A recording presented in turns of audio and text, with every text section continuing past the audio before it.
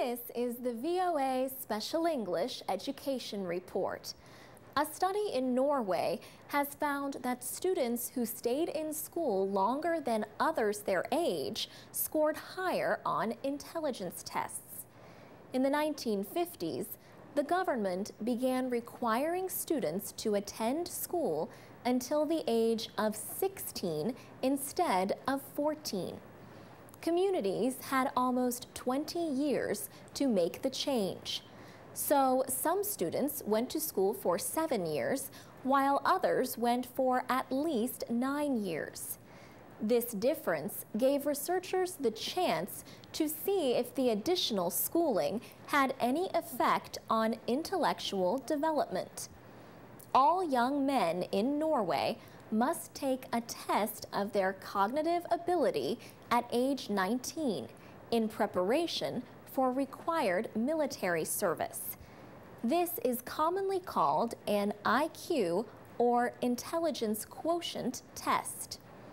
University of Oslo researcher Taryn Ann Galloway says the young men who were basically forced to stay in school for 2 years longer actually did have higher IQs. So based on that, we were able to say that increasing compulsory schooling did actually have an effect on their cognitive abilities as measured at 19 years of age.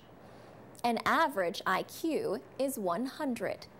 Most people score between 85 and 115. Ms. Galloway says students who attended school for 9 years scored 7 points higher than those who attended for 7 years. Those who went for 8 years scored about 4 points higher. The findings appear in the Proceedings of the National Academy of Sciences.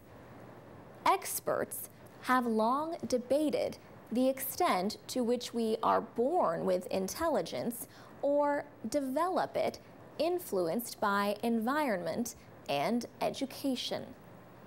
Another recent study in the journal Nature found that IQ scores can rise or fall during the teenage years. In 2004, researchers from University College London tested 33 young people ages 12 to 16. The researchers repeated the tests 4 years later. They found increases or decreases of as much as 20 points. Brain scans showed that as IQ scores increased, so did the density of gray matter in some areas of the students' brains. Professor Kathy Price says the differences in performance could be the result of some teens being early or late developers. But she says it is equally possible that education played a part. She sees a lesson for educators. We have to be careful not to write off poorer performers at an early stage, when in fact their IQ may improve significantly given a few more years. For VOA Special English, I'm Alex Villarreal.